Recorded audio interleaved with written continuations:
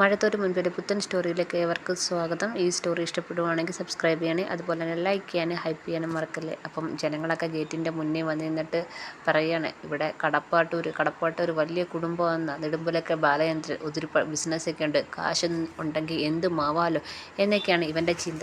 അതുകൊണ്ടല്ലേ ഒരു പാവപ്പെട്ട പെണ്ണിനെ ഇങ്ങനെ എല്ലാവന്മാരും കൂടെ പിച്ച് ചീന്തി ഈ പരുവത്തിലാക്കിയത്.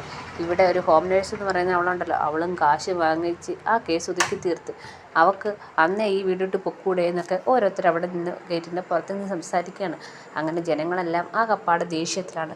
അപ്പം ഇതിലൊരാൾ പറയുന്നുണ്ട്, അങ്ങനെ ഇത്രയും വലിയ വീടൊക്കെ വെച്ച് ഇതിനകത്ത് കയറി അങ്ങനെ സൂചിച്ച് കഴിയണ്ട, എല്ലാം അടിച്ച് തകർക്കാൻ പറയാണ്. അങ്ങനെ മതിലിൻ്റെ മുകളിലൊക്കെ ഓരോരുത്തർ കയറി നിന്ന് ഭയങ്കര ബഹളമൊക്കെ നടത്തുകയാണ്.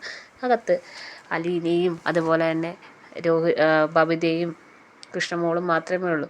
അങ്ങനെ ഇവർ കല്ലെടുത്ത് എറിഞ്ഞ് ഗ്ലാസ്സൊക്കെ എറിഞ്ഞ് പൊട്ടിക്കുന്നുണ്ട്. ഈ സൗണ്ടും കേട്ടുകൊണ്ട് നോക്കുമ്പോൾ കൃഷ്ണമോൾ നോക്കുവാണെങ്കിൽ കല്ലാണെങ്കിൽ തെറിച്ച് അകത്തേക്ക് വരികയാണ്. കൃഷ്ണമോൾ ഓടി അടുക്കളയിലേക്ക് ചെല്ലിയാണ്. അലീന ചേച്ചി ചേച്ചി എന്നും പറഞ്ഞുകൊണ്ട് ചെല്ലിയാണ്. എന്താ മോളെ എന്ന് ചോദിക്കുന്നത്. അത് കുറേ ആൾക്കാർ നമ്മുടെ ഗേറ്റിൻ്റെ മുന്നിൽ വന്ന് കിടന്ന് ബഹളം വെക്കുന്നുണ്ട്, ചീത്ത പറയുന്നുണ്ട്, എനിക്ക് ആകപ്പാടെ പേടിയാവുന്നെന്ന് പറയണം.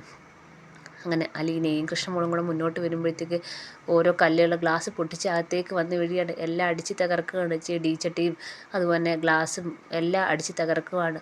അങ്ങനെ അവർ രണ്ടുപേരും പേടിച്ചിങ്ങനെ നിൽക്കുകയാണ്. അങ്ങനെ പുറത്ത് നിന്നിട്ട് കുറേ സാധനങ്ങളൊക്കെ അടിച്ച് പൊട്ടിച്ച് ഗ്ലാസ്സും എല്ലാം അടിച്ച് പൊട്ടിച്ചിട്ട് കുറേ നേരം കഴിയുമ്പോൾ അവർ പോവുകയാണ്. അപ്പോഴത്തേക്ക് അലീനയും കൃഷ്ണമോളും ആകപ്പാടെ ഭയന്നിരിക്കുകയാണ്. അപ്പം കൃഷ്ണമോൾ അലീനടുത്ത് ചോദിക്കണം, ചേച്ചി നമ്മളിപ്പോൾ എന്ത് ചെയ്യാൻ പറ്റും, ഇവരിങ്ങനെ ചെയ്തു കഴിഞ്ഞാൽ നമ്മളെങ്ങനെ വിശ്വസിച്ച് ഇതിനകത്തിരിക്കും, അവർ ഗേറ്റും കടന്ന് നമ്മുടെ ഡോറൊക്കെ ചവിട്ടിപ്പൊളിച്ച് അകത്തേക്ക് വരുമോ ചേച്ചി. അപ്പം അലീന പറയണം, അങ്ങനെയൊന്നും ഉണ്ടാവത്തില്ല മോളെ, ഇത് രാവിലെ പത്രവാർത്ത കണ്ട് ആൾക്കാർ അകപ്പാടെ കലിയളവി വന്നതാണ്. കാരണം അവർ കേൾക്കുന്നത് ഒരു പെൺകുട്ടിയെ 4 പേരും കൂടെ പീഡിപ്പിച്ച് അതിലൊരാളുടെ വീടല്ലേ, അതുകൊണ്ട് ഇതൊക്കെ നടക്കുന്നത് സ്വാഭാവികമാണ്. ഇതൊന്നും കേട്ട് മോള് ഭയപ്പെടേണ്ട എന്ന് കൃഷ്ണമോളെ ആശ്വസിപ്പിക്കുന്നുണ്ട്. ഈ സമയത്താണെങ്കിൽ ഹോസ്പിറ്റലാണെങ്കിൽ വൈജിയാണെങ്കിൽ ഇങ്ങനെ കിടക്കണം. അപ്പോൾ ഒരു നഴ്സ് വന്നിട്ട് പറയാണ്, ഇന്നത്തെ പത്രത്തിനകത്ത് നല്ല ന്യൂസുകളുണ്ട്, ഒരു പെണ്ണിനെ 4 പേര് ഒരുമിച്ച് ചേർന്ന് പീഡിപ്പിച്ചെന്ന്. അതിലൊരുത്തൻ്റെ കാമുകിയായിരുന്നു അവൻ. ഏതാണ്ട് ഫംഗ്ഷനാണെന്നും പറഞ്ഞുകൊണ്ട് ഒരു വീട്ടിലേക്ക് കൊണ്ടുപോയി 4 പേരും കൂടെ ചേർന്ന് പീഡിപ്പിച്ച് എന്ന് പറയാണ്. അപ്പോഴത്തേക്ക് വൈജ ആ പത്രം വാങ്ങിച്ച് നോക്കുന്നുണ്ട്. അത് കാണുമ്പോഴത്തേക്ക് വൈജയ്ക്ക് ആകപ്പാടെ സങ്കടമാവുന്നുണ്ട്. അപ്പം സ്നേഹിച്ച് ചോദിക്കുന്നുണ്ട്, ഇതിൽ ആരാണ്ട് മാഡത്തിൻ്റെ മോനെന്നല്ലേ ഇവിടെ ഇന്നലെ വന്ന സ്ത്രീ പറഞ്ഞത്. അന്നേരവും വൈജ ഒന്നും മിണ്ടുന്നില്ല, പത്രവും മുഖത്ത് വെച്ച് പൊട്ടിക്കരയുകയാണ്.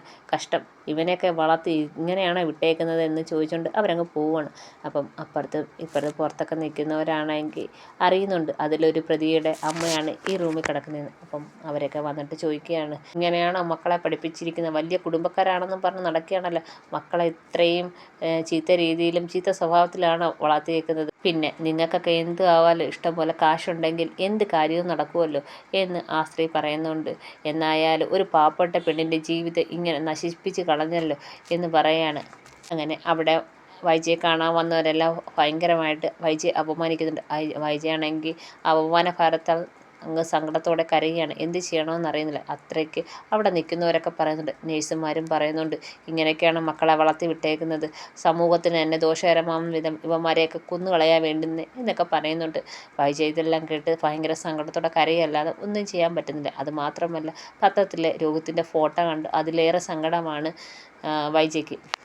മാത്രമല്ല ആ പത്രത്തിൽ തന്നെ അലീനയുടെ കാര്യവും കൊടുത്തിട്ടുണ്ട്. അലീനയെ അവർ പൈസ കൊടുത്ത് സ്വാധീനിച്ചതാണെന്നും അതിനു മുമ്പ് തന്നെ ആ ഹോം നേഴ്സിനെ രോഹിത്തും ഹരിശങ്കറും ചേർന്ന് പീഡിപ്പിക്കാൻ നോക്കിയെന്നും ഇത് അവരുടെ സ്ഥിരം പരിപാടിയാണെന്നും മയക്കുമരുന്ന് കൊടുത്താണ് അന്നും ആ കുട്ടിയെ പീഡിപ്പിക്കാൻ നോക്കിയെന്നുള്ള കഥകൾ മൊത്തം അതിനകത്തുണ്ട്. അപ്പം ഇവരൊരു സ്ഥിരം സ്ത്രീകളെ അപമാനിക്കാൻ നോക്കുന്നവരാണെന്നുള്ള ഒരു രീതിയിലാണ് പത്രത്തിൽ വന്നേക്കുന്നത്. അതൊക്കെ ആയപ്പോഴത്തേക്ക് വൈജിക്ക് സഹിക്കാൻ പറ്റുന്നില്ല. ഈ സമയത്താണെങ്കിൽ ബാലചന്ദ്രനും അവിടെ കിടപ്പുണ്ട്. അപ്പോൾ ഗോവർദ്ധൻ വരുന്നുണ്ട്. ഗോവർദ്ധൻ വരുമ്പോൾ എന്തായി കാര്യങ്ങളൊക്കെ എന്ന് ചോദിക്കുകയാണ്. എന്താവാൻ, ഇന്നത്തെ പത്രം എന്ത് ചെയ്യുമെന്ന് ചോദിക്കുകയാണ്. എൻ്റെ കയ്യിൽ എന്തായാലും ഫോണില്ല, അതുകൊണ്ട് ഫോൺ വഴി വിവരങ്ങളൊന്നും അറിയാൻ പറ്റുന്നില്ല. അലീന ആ ഫോൺ കൊണ്ടുപോയിക്കൊണ്ട് കാര്യങ്ങളൊന്നും അറിയാതിരിക്കാൻ. പിന്നെ പത്രത്തിൻ്റെ വാർത്തയൊന്നും അറിയാൻ ആ പത്രം ഒന്ന് എടുത്തു തരാൻ പറയണം. അപ്പോൾ ഗോവർദ്ധൻ പറയാണ്, ആ പത്രത്തിൽ തന്നെ എൻ്റെ കൈ കിട്ടിയില്ല, പിന്നെ പത്രത്തിൽ കൂടുതൽ അറിയാനൊന്നുമില്ല, അവർ പലതും എഴുതി പിടിപ്പിക്കുമല്ലോ, അതൊന്നും വായിച്ചു കഴിഞ്ഞാൽ സത്യമാവണമെന്നില്ലല്ലോ എന്ന് പറയാണ്. അപ്പം ബാലേന്ദ്രൻ പറയാണ്, എന്നോട് അങ്ങനൊന്നും പറയേണ്ട ഗോവർദ്ധന, എനിക്കറിയാം ഇന്ന് വന്ന പത്രത്തിൽ എന്തൊക്കെ ന്യൂസ് കാണുമെന്നും അത് എഴുതിയ ആളെ പോലെ തന്നെ എനിക്ക് നന്നായിട്ട് വ്യക്തമായിട്ട് അറിയാം എന്തൊക്കെ ന്യൂസ് കാണുമെന്നും. അതുകൊണ്ട് അതൊന്നും എന്നോട് പറയണ്ട, അത്ര നല്ല വാർത്തകളൊന്നും അല്ല എന്ന് എനിക്ക് നന്നായിട്ട് അറിയാമെന്ന് ബാലേന്ദ്രൻ പറയാണ്. അപ്പോൾ ഗോവർദ്ധൻ പറയാണ്, എന്തിനാ ബാലേട്ട ഇപ്പം അത് കാണാനും കേൾക്കാനും പോകുന്നത്? ഇപ്പോഴത്തെ ഒരു സാഹചര്യം വെച്ച് ബാലേട്ടന് ചിലപ്പോൾ അത് താങ്ങാൻ പറ്റത്തില്ല. അതുകൊണ്ട് അതിപ്പം കാണുകയും വായിക്കുകയൊന്നും വേണ്ട എന്ന് പറയണം. അപ്പോൾ ബാലേന്ദ്രൻ പറയാണ്, ഇനി ഇതിൽ കൂടുതൽ എന്ത് താങ്ങാനാവാൻ പറ്റാത്തത്? ഞാൻ ആകെപ്പാടെ നശിച്ച് പോയതാ, എത്രയും പെട്ടെന്നങ്ങ് മരിച്ചു പോയാലെന്നും ആണ് ഞാൻ വിചാരിക്കുന്നതെന്ന് ഗോവർദ്ധൻ്റെ അടുത്ത് പറയാണ്. ഇനി ഇതിൽ കൂടുതൽ എന്ത് സഹിക്കാനാ? സ്വന്തം മകനാണെങ്കിൽ ഇപ്പം ജയിലിലാണ്. അവനാണെങ്കിൽ ഒരിക്കലും ചെയ്യാൻ പാടില്ലാത്ത ഒരു തെറ്റും ചെയ്ത് ജയിലിലാണ്. മാത്രമല്ല പത്രത്തിലും വന്ന് ഇപ്പോൾ പാലയിലുള്ളവരെല്ലാവരും ഇതൊക്കെ അറിഞ്ഞ് ആസ്വദിക്കുമായിരിക്കും. അവർ വായിച്ചാസ്വദിക്കുകയായിരിക്കും. പിന്നെ അവരെ കുറ്റം പറയാൻ പറ്റില്ല. ഇങ്ങനെയുള്ളവന്മാരെ പിന്നെ അവരെന്ത് ചെയ്യണം എന്ന് ബാലേന്ദ്രൻ പറയുകയാണ്. അപ്പം ബാലേന്ദ്രൻ ഇതൊക്കെ പറയുന്നത് കേൾക്കുമ്പോഴത്തേക്ക് ഗോവർദ്ധനും വിഷമം വരുന്നുണ്ട്. ഗോവർദ്ധൻ പറയാണ്, എന്തായാലും ഇപ്പോൾ വായിക്കണ്ട, കുറച്ചും കൂടെ ഒന്ന് റെഡിയാവട്ടെ, അതിനുശേഷം ഞാൻ പത്രങ്ങളെല്ലാം കൊണ്ടുവരാമെന്ന് പറയണം. അപ്പോൾ ബാലേന്ദ്രൻ വാശി പിടിക്കുകയാണ്, പത്രം വേണമെന്ന്. ഞാൻ നോക്കട്ടെ ബാലേട്ട, പറ്റുമെങ്കിൽ കൊണ്ടുവരാമെന്ന് പറഞ്ഞ് ഗോവർദ്ധൻ പോവുകയാണ്. ഈ സമയത്താണെങ്കിൽ കൃഷ്ണമോളും അലീനയും ഭയങ്കര വിഷമത്തോടെ തന്നെ വീട്ടിൽ ഇരിക്കുകയാണ്. എന്ത് ചെയ്യണമെന്ന് അറിയത്തില്ല. നാട്ടുകാരെല്ലാം വന്ന് ഓരോന്ന് നശിപ്പിച്ചിട്ടിട്ട് പോയി. അങ്ങനെ എന്ത് ചെയ്യണമെന്നറിയാതെ അലീനയും കൃഷ്ണമോളും തന്നെ ഇരിക്കുകയാണ്. ഈ സമയത്ത് രേവതിയാണെങ്കിൽ രാവിലെ പത്രം വന്ന് എടുക്കുമ്പോഴത്തേക്ക് അതിൻ്റെ അകത്ത് തന്നെ ഈ ഫോട്ടോ ഉണ്ട്, ബലാത്സംഗ കേസുണ്ട്. ആ ഫോട്ടോകളെല്ലാം കണ്ട് രേവതി ആകപ്പാടെ ഞെട്ടുവാണ്.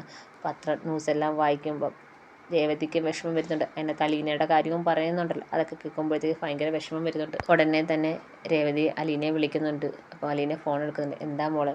അല്ല ചേച്ചി, പത്രത്തിലെ വാർത്ത കണ്ട് ഞാൻ വിളിച്ചതാ. ആകപ്പാടെ എന്ത് ചെയ്യണമെന്ന് അറിയാൻ വയ്യാലോ ചേച്ചി എന്ന് പറയുകയാണ്. എന്ത് ചെയ്യാൻ, അവൻ ചെയ്ത തെറ്റിനല്ലേ ആ പത്രത്തിൽ ഇതൊക്കെ വരുന്നത്. ഇനി എന്ത് ചെയ്യാൻ പറ്റും എന്ന് അലീനയും പറയുന്നുണ്ട്. അപ്പോൾ രേവതിക്കുട്ടി പറയാണ്, ചേച്ചി അവിടെ പെട്ടുപോയല്ലോ, ചേച്ചിയുടെ വാർത്തയും ഇതിനകത്തുണ്ടല്ലോ എന്ന് പറയാണ്. അപ്പോൾ അലീന പറയാണ്, കുഴപ്പമില്ല മോളെ, ഇത് എൻ്റെ കുടുംബമല്ലേ, ഞാൻ ഈ സമയത്ത് ഇവരെ കൂടെ വേണ്ടായോ? ഞാനല്ലാതെ കൃഷ്ണൻ നോക്കുമ്പോഴത്തേക്ക് ഇപ്പോൾ ആരുമില്ല, ഞാനിവിടെ നിന്നാലേ ശരിയാവത്തുള്ളൂ. ഈ സമയത്ത് ഇവരെ ഒന്ന് ഉപേക്ഷിച്ച് വരാൻ എനിക്ക് പറ്റത്തില്ല എന്ന് പറയാണ്. രേവതിക്കുട്ടി പറയാണ്, എനിക്ക് മനസ്സിലാവും ചേച്ചി, എന്നാലും ചേച്ചി ഒന്ന് ശ്രദ്ധിക്കണം. ഇനിയും പോലീസോ അങ്ങനെ എന്തെങ്കിലും വരുമോ എന്ന് നമുക്ക് പറയാൻ പറ്റത്തില്ലല്ലോ. കേസ് ഏത് വഴിക്കാണ് പോകുന്നതെന്ന് അറിയത്തില്ലല്ലോ. ഇപ്പം തന്നെ ചേച്ചിയുടെ പേരും പറഞ്ഞുള്ള ആ പഴയ കാര്യങ്ങളൊക്കെ പത്രത്തിൽ വന്നില്ലേ എന്ന് പറയാണ്. അപ്പോൾ അലീന പറയാണ്, മോള് പേടിക്കണ്ട, വേറെ പ്രശ്നമൊന്നുമില്ല, വേറെ കുഴപ്പമൊന്നുമില്ല, നമ്മൾ തെറ്റൊന്നും ചെയ്തിട്ടില്ലല്ലോ, തെറ്റ് ചെയ്തവർക്കല്ലേ ശിക്ഷ കിട്ടത്തുള്ളൂ എന്ന് പറയുകയാണ്. അങ്ങനെ രേവതിക്കുട്ടിയും അലീനയും ഭയങ്കര വിഷമത്തോടെ ഈ കാര്യത്തെക്കുറിച്ച് സംസാരിച്ചുകൊണ്ടിരിക്കുകയാണ്.